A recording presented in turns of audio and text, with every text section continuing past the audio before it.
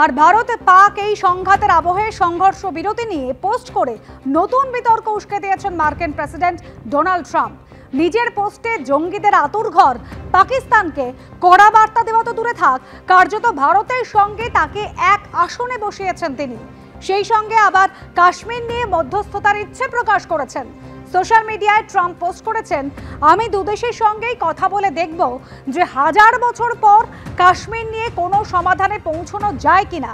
ভালোভাবে এই কাজ সম্পন্ন করার জন্য ভারত এবং পাকিস্তানের নেতৃত্বকে ঈশ্বর আশীর্বাদ করুন। তবে ভারত যে তা মানবে না তার আভাস ইতিমধ্যেই মিলেছে। সূত্রের দাবি, ভারতের তরফে ইতিমধ্যেই বার্তা দেওয়া হয়েছে, আমাদের লক্ষ্য পরিষ্কার, পাক অধিকৃত কাশ্মীর ফেরানো। আর কোনো বিষয় নিয়ে কথা বলতে আগ্রহী নয় ভারত। সন্ত্রাসবাদ নির্মূল নিয়ে কথা বলতে চাইলে ভারত কথা বলতে রাজি। সূত্রের দাবি, আরও বার্তা দেওয়া হয়েছে এরই সঙ্গে যে এই বিষয় কেউ মধ্যস্থতা করুক তা চাইছে না Bharat.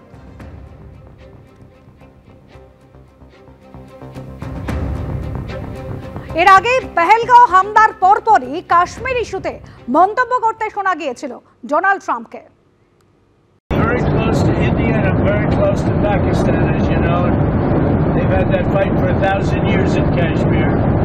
Kashmir's been going on for 1,000 years, probably longer than that. And it was a bad one yesterday, though. That was a bad one. Over 30 people. No, there have been tensions on that border for 1,500 years. So, you know, the same as it's been. But they'll get it figured out one way or the other. I'm sure that I know both leaders. There's great tension between Pakistan and India, but there always has been. মার্কিন president Donald Trump গত শনিবার যেভাবে ভারত পাক সংঘর্ষ বিরতির কথা ঘোষণা করেন তা নেই সরব বিরোধীরা। রাহুল গান্ধী প্রধানমন্ত্রীর উদ্দেশ্যে চিঠিতে লিখেছেন, পেহেলগাঁওয়ে জঙ্গি হামলা, অপারেশন সিঁদুর এবং মার্কিন প্রেসিডেন্ট ট্রাম্পের প্রথম যুদ্ধবিরতি ঘোষণা নিয়ে আলোচনা করা অত্যন্ত গুরুত্বপূর্ণ।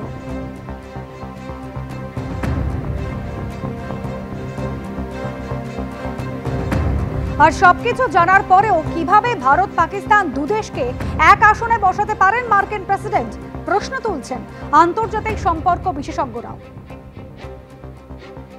পাকিস্তানের যদি ইকোনমির কথা দেখেন, পাকিস্তানের ইকোনমির অবস্থা খুবই খারাপ। পাকিস্তান হিউম্যান ডেভেলপমেন্ট ইন্ডেক্সে খুব লো, পাকিস্তানের বাচ্চাদের স্কুল এনরোলমেন্ট লো, বাচ্চাদের ওখানে সেই পড়াশোনার লিটারেসি রেট সেটা খুব লো, পাকিস্তানের ইনফ্লেশন খুব হাই। তাহলে কি উন্নতি পাকিস্তানের হয়েছে এই এত বছরে? ভারতবর্ষকে দেখুন, ভারতবর্ষ আজকে এক্সাম্পল হিসেবে দাঁড়াচ্ছে। আমরা বিকশিত ভারত 2047-এর কথা বলছি। এক্ষেত্রে ভারতবর্ষের যে ফেসটা বা ভারতবর্ষ যে একটা দেশ এবং সেই দেশটা একজন এক্সাম্পল টু সাউথ এশিয়া নয়, বাট সারা বিশ্বের কাছে একটা এক্সাম্পল উঠে আসছে। কোনোভাবেই এই দুটোকে একসাথে করা যায় না। সন্ত্রাসবাদের বিরুদ্ধে ফের কড়া বার্তা দিয়েছে ভারত, গুলি চললে গোলা চলবে।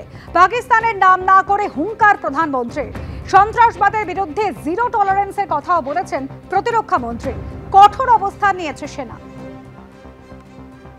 आतंकवाद के खिलाफ जीरो टॉलरेंस की नीति पर चलते हुए हमारे यशस्वी प्रधानमंत्री नरेंद्र मोदी ने स्पष्ट कर दिया है, यह नया भारत है जो आतंक के खिलाफ सरहद के इस पार और उस पार दोनों तरफ प्रभावी कार्रवाई करेगा।